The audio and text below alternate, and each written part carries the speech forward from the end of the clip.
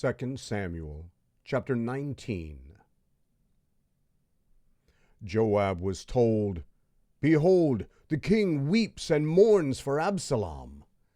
The victory that day was turned into mourning amongst all the people, for the people heard it said that day, "The king grieves for his son."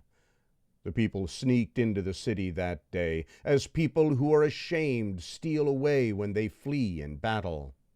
The king covered his face, and the king cried with a loud voice, "My son, Absalom! Absalom, my son, my son!" Joab came into the house to the king and said, "Today you have shamed the faces of all your servants, who today have saved your life, and the lives of your sons and of your daughters, and the lives of your wives, and the lives of your concubines, in that you love those who hate you, and hate those who love you. For you have declared today that princes and servants are nothing to you.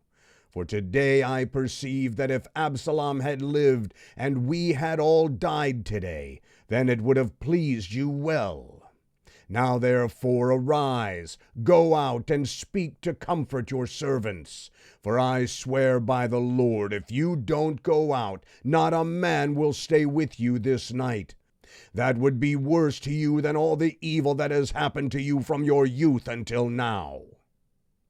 Then the king arose and sat in the gate.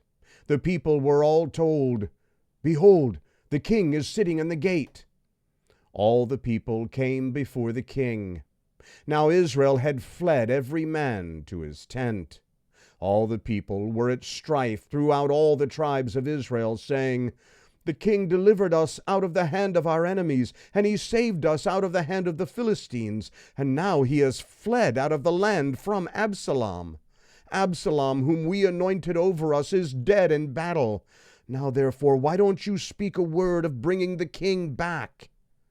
The king sent to Zadok and to Abiathar the priests, saying, "Speak to the elders of Judah, saying, Why are you the last to bring the king back to his house, since the speech of all Israel has come to the king to return him to his house?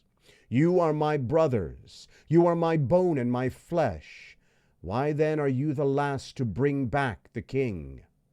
Say to Amasa, Aren't you my bone and my flesh? God do so to me and more also, if you aren't captain of the army before me continually instead of Joab." He bowed the heart of all the men of Judah, even as one man, so that they sent to the king, saying, "Return, you and all your servants." So the king returned and came to the Jordan. Judah came to Gilgal to go to meet the king, to bring the king over the Jordan. Shimei, the son of Gera, the Benjamite, who was of Bahurim, hurried and came down with the men of Judah to meet King David. There were 1,000 men of Benjamin with him, and Ziba, the servant of Saul's house, and his 15 sons and his 20 servants with him. And they went through the Jordan in the presence of the king. A ferry boat went to bring over the king's household and to do what he thought good. Shimei, the son of Gera, fell down before the king when he had come over the Jordan.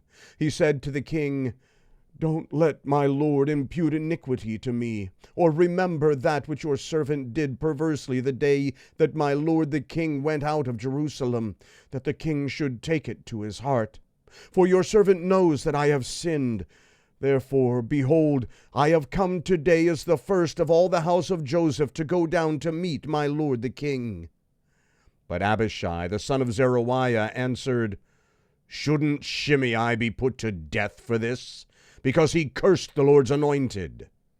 David said, "What have I to do with you, you sons of Zeruiah, that you should be adversaries to me today? Shall any man be put to death today in Israel? For don't I know that I am king over Israel today?" The king said to Shimei, "You will not die." The king swore to him. Mephibosheth, the son of Saul, came down to meet the king, and he had neither groomed his feet, nor trimmed his beard, nor washed his clothes from the day the king departed until the day he came home in peace.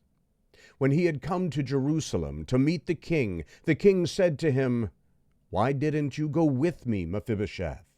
He answered, "My lord, O king, my servant deceived me.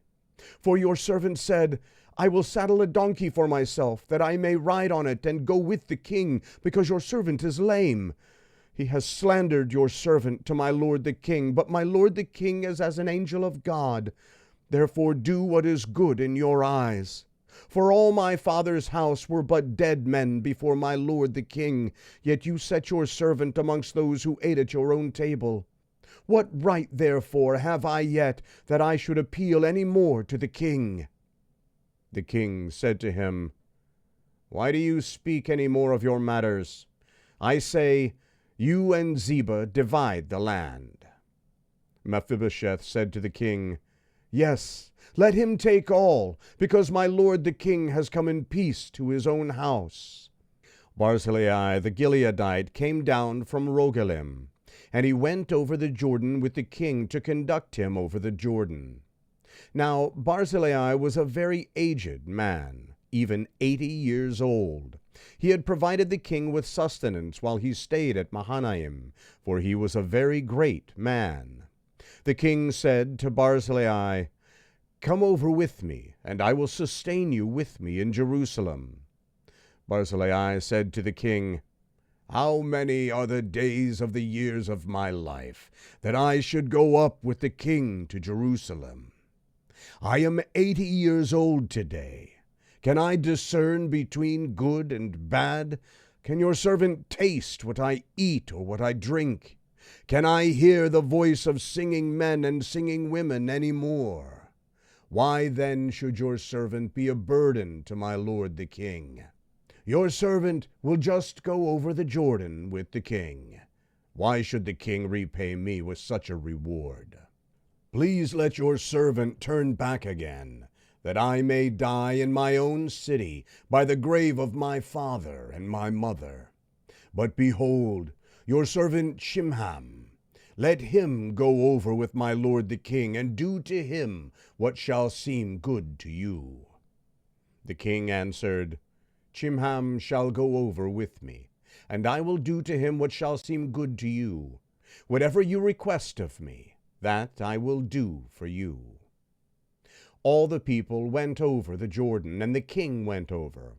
Then the king kissed Barzillai and blessed him, and he returned to his own place. So the king went over to Gilgal, and Chimham went over with him. All the people of Judah brought the king over, and also half the people of Israel. Behold, all the men of Israel came to the king, and said to the king, "Why have your brothers, the men of Judah, stolen you away, and brought the king and his household over the Jordan, and all David's men with him?" All the men of Judah answered the men of Israel, "Because the king is a close relative to us. Why then are you angry about this matter? Have we eaten at all at the king's cost, or has he given us any gift?" The men of Israel answered the men of Judah and said, "We have 10 parts in the king, and we also have more claim to David than you. Why then did you despise us, that our advice should not be first had in bringing back our king?" The words of the men of Judah were fiercer than the words of the men of Israel.